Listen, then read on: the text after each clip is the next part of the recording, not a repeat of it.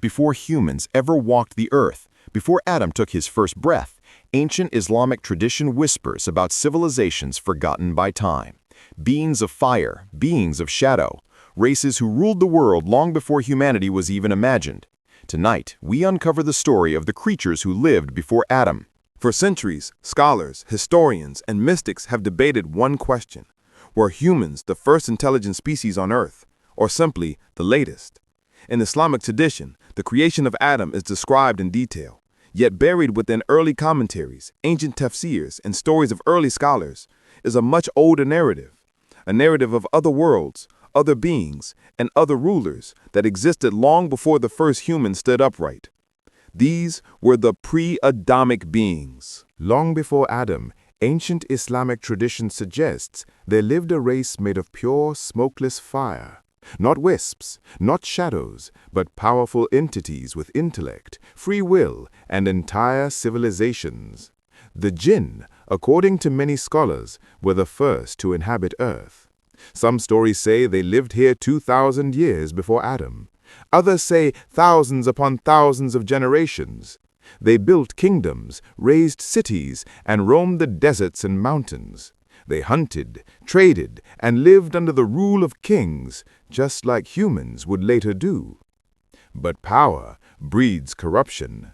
Many of the Jinn turned violent, rebellious, and ruthless. They spilt blood, destroyed their own lands, fought endless wars. So God sent angels to subdue them, a celestial army that pushed the Jinn into the deep corners of the earth, the deserts, the ruins, the isolated places, the places humans would later fear. And among these Jinn was one being, brilliant, ambitious, powerful. His name was Iblis. Many people think of Iblis only as the adversary of Adam, but Islamic tradition paints a much deeper portrait. Before the fall, Iblis was a devout worshiper among the angels. Some stories say he even led the worship of the heavenly beings. He rose above his own kind, more knowledgeable than the Jinn, more disciplined than many angels. He was purified by devotion, trusted, honored. And then came the test. When Adam was created from clay, Iblis refused to bow. He believed that Jinn were older, superior, a race forged from fire, not earth.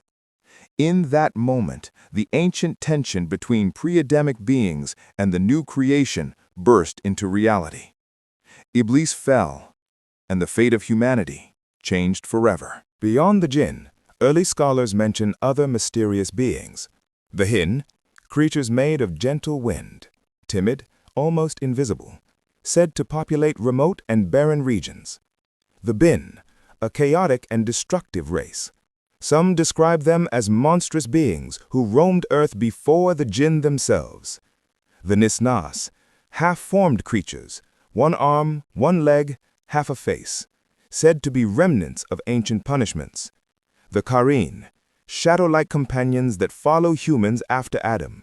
But, in some traditions, these beings existed long before mankind. These races are not mentioned in the Quran directly, but come from early tafsir, Judeo-Islamic tradition, and ancient narrations.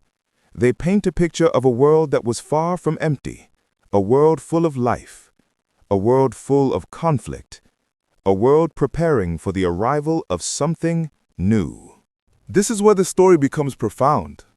When God announced to the angels, "I will create a successor on earth," the angels asked, "Will you place upon it one who spreads corruption and sheds blood?" How did the angels know? Why did they assume this new being, Adam, would cause destruction? The answer many scholars give is haunting. Because the beings before Adam did the same. The Jinn spilled blood. The Binn caused ruin. The ancient races of earth waged endless wars. So when the angels heard there would be a new successor, they remembered the chaos of the earlier civilizations. But God replied, "I know what you do not know." Because humanity was different, created with balance, with mercy, with the capacity to learn, to repent, to rise again. Adam was not merely another creature. He was the beginning of a new era. In some narrations, when Adam arrived on Earth, he did not come to an empty planet. He came to a place scarred by ancient battles, mountains split, lands barren, ruins forgotten. The Jinn watched as humans grew. Some despised them, some befriended them, some avoided them completely. The Earth became a shared realm, a coexistence that continues today, unseen but always present. If these beings existed before Adam, then where are they now? Some traditions say they still exist, hidden in barren places, the deserts, caves, and old ruins. Some say they intermingled with the Jinn. Others say many races were wiped out completely by divine command or cosmic catastrophe. But perhaps the most mysterious explanation is this: they are still here, but beyond human perception. Creatures made of fire and wind do not occupy space the way we do. They live in parallel realms, close enough to touch our world, but far enough to remain invisible.